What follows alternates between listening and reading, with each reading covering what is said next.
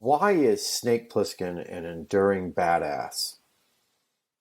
Snake Plissken, the character, has gone on to become a symbol of a badass in one of the better movies ever made that of the time period of the 80s. And it's a movie that predates the Rambo, the Schwarzeneggers, that kind of thing. This is a movie that came out in a very interesting time period that was still the 70s. Even though it was 1981, the 80s that we think of were not yet. It is a movie that we got very lucky, that had a very talented director, very talented cast and crew, very devoted cast and crew, and it had Kurt Russell. What makes Snake Plissken a badass? Well, the first reason is that Kurt Russell played him. Kurt Russell has a gravitas, a power that cannot be quantified. When he was in Tombstone, he acted around a whole slew of incredible actors. And guess what? He's amazing in it. And he could hold a scene without saying a word. But he could hold a shotgun to someone's knees but not on a table. And you can see some of Snake Plissken in that. He just can inhabit a scene and communicate without speaking.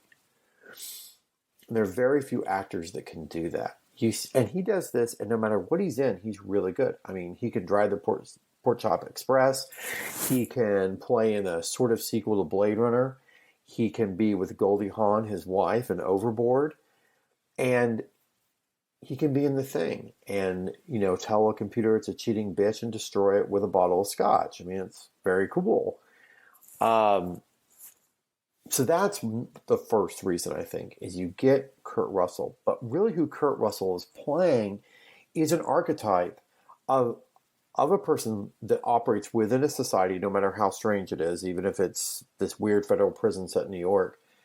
And he plays basically the outlaw gunslinger Japanese Ronin character. This is even more ancient than we originally think. Aikido, the wild man from Gilgamesh, is the prototype of this.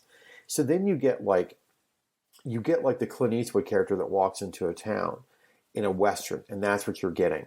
You're getting the Ronin samurai that walks down the street and everyone avoids him. That's who Kurt Russell is basically inhabiting with Snake Plissken. And he kind of also embodies the same kind of energy and kind of the pirate look, I guess, that we get from Captain Harlock of anime. And the reason I'm connecting the two is because there's something really interesting. Bennett the Sage, who does a internet show called Anime Abandoned, he covered an anime where Captain Harlock is featured. And Captain Harlock, for a lot of us anime people, is our Lord and Savior. So he comes on and Bennett kind of talks about him. And it reminds me a lot of what some other people have said about Snake Plissken. The eye patch, the scars, the demeanor, and the kind of disconnect from society is because this man has seen battle. This man knows what battle brings, and he's scarred, but he's kind of vulnerable, and he's searching for something he may never find. That kind of hero's journey is what Snake Plissken is, but he's not really a hero either. I mean, he kills people. He knocks over, banks. He hangs out with criminals. He was a veteran of the Third World War and the youngest man ever decorated by the president. But then he knocks over banks, and he operates in this very totalitarian World War III America. And Carpenter is very much mining a very interesting time period. This is the post-Vietnam America, and Snake Plissken is kind of like a lot of veterans that probably Carpenter ran across. And this is also, Carpenter also was mining what was going on in New York at the time. I think it's really important we discuss this in saying that the New York that Seinfeld took place in, the Seinfeld New York, the Friends New York, the New York that a lot of people of 90s generation grew up seeing, and even the New York today, is not the New York of 1981. It is not the New York that Carpenter was thinking of when he created this script. This is the New York that would cut you and eat you. This is the New York where Brooklyn is and Harlem is Harlem. This is the New York of Serpico. This is the New York of Hill Street Blues. This is the New York that they made kind of for fun in Night Court. This is a New York that was dangerous. This was a New York where your car would get stripped and burned. This is not the New York where you walk down to a coffee place and maybe, go to a really expensive restaurant in these neighborhoods. This is a New York where you could be killed. And this is the New York that people believed. And I think for some people watching this movie today, they don't get that. They don't understand that feeling. But that's kind of what the movie's talking about. And it also helps, I think, in this film that you have so many talented actors that occupy amazing roles within the film, and it allows Snake Plissken to have a world to operate in. I think the film does a wonderful job of building this character up. With Hulk introducing him and kind of giving his record, then everyone's saying, "I thought you were dead," kind of thing. And Snake Plissken's kind of like this underground outlaw celebrity. He's kind of like Bonnie and Clyde. So I think those are kind of things. He has a reputation that precedes him, and he's got a great rep. And they're all like, "Oh, Snake Plissken." And that's the cool thing. I mean, it's not just the hair, the eye patch, the submachine gun, and the shurikens. I mean, the hair does help, trust me. But Snake Plissken is a badass. And so you better lock up your wives and your cigarettes away from him because he's coming. So that's, I think, part of it. And any person that can operate outside of society and make society kind of be what it is to them are kind of heroes to all of us. I mean, we all operate with a world where we go to work and we pay our taxes and, we work on our lawns and our pools on the weekend, and we always obey that social contract, don't we? But Snake Plissken doesn't. He doesn't give a fuck about any of that. He certainly doesn't give a fuck about your war. And that's who he is. He's a man who literally gives no fucks. And that's those kind of unconventional people, those untethered people are very attractive to all of us that operate within a society. That's part of it. Part of it's just a really great movie with a really great character that says really cool things. I mean, as I said, Kurt Russell is able to smoke a cigarette and look at one eye better than most people can. And it may kill you, and, Ridley Scott made a whole career of how making smoking look cool on film. Kurt Russell just inhabits all of that and owns it. Here's the thing. There's a lot in this movie that if a lesser actor with a lesser director said it would be stupid. The line where he says, "Call me Snake," that would be stupid coming out of another actor. But Kurt Russell, he owns that shit.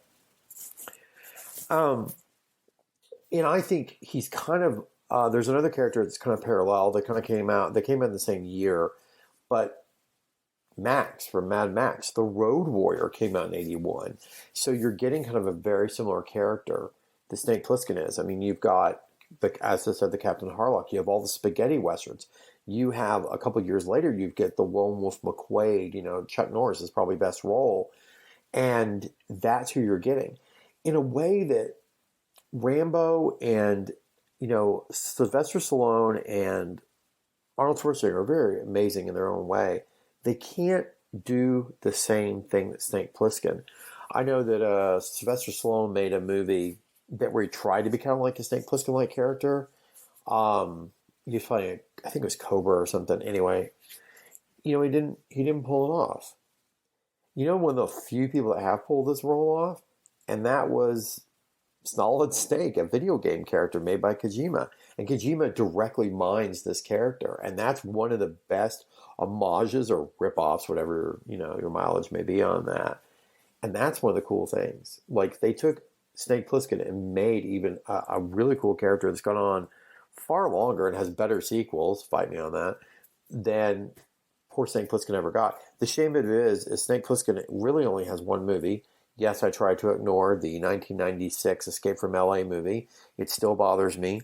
I still cry at night thinking about this. This is a sequel I waited, many years for.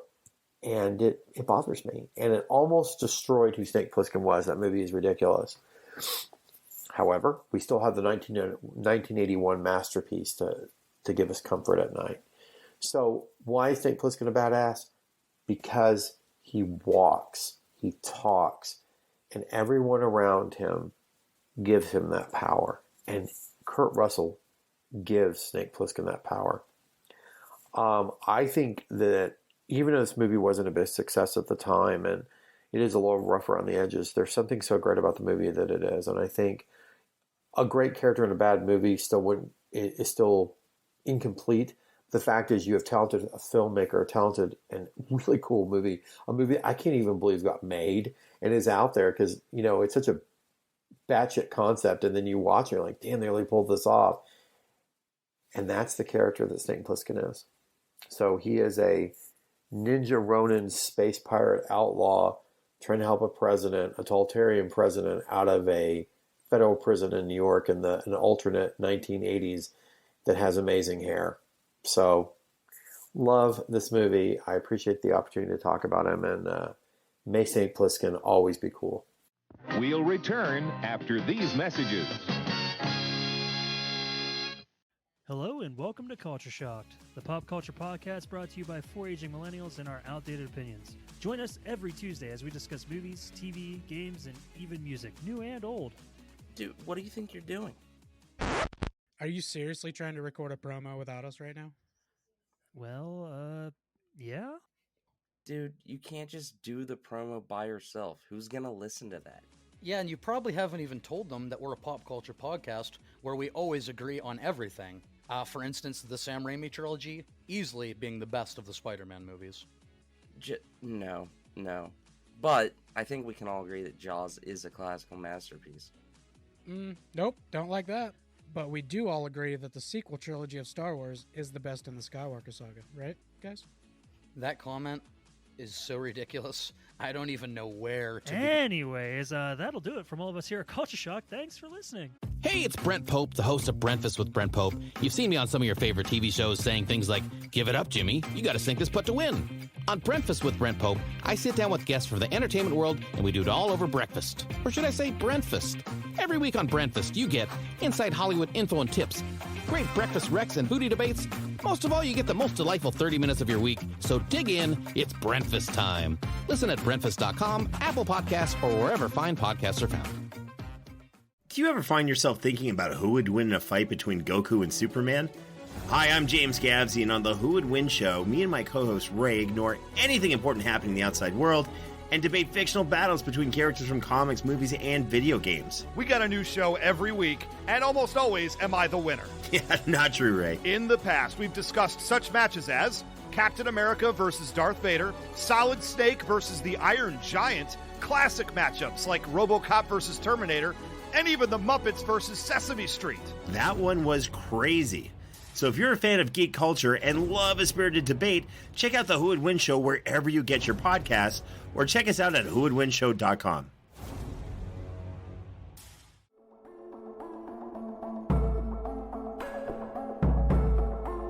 We let things pile up in the DVR, we add them to our queues, we wait for the DVDs and Blu-rays. We time shift. The Time Shifters Podcast. Sci-fi, horror, fantasy, superheroes, comedy, action, film, television, maybe some not-so-current events. Find us on iTunes or at timeshifterspodcast.com. Cool thing about Blind Knowledge is we are in multiple countries. We are worldwide all across the globe. We are in the US, we are in the UK, we are in Canada, Germany, India, Japan. We're in Australia, y'all. BlindKnowledge.com. Now back to the feature presentation.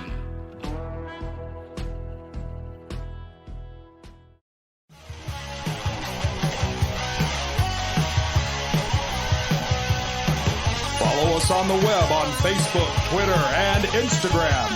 The podcast is available on Podbean, Spotify, iHeartRadio, Anchor, Apple, and anywhere else podcasts are available. Feel free to review our show and leave comments on any of those sites. Thanks a million for listening. It's a jacked up review show.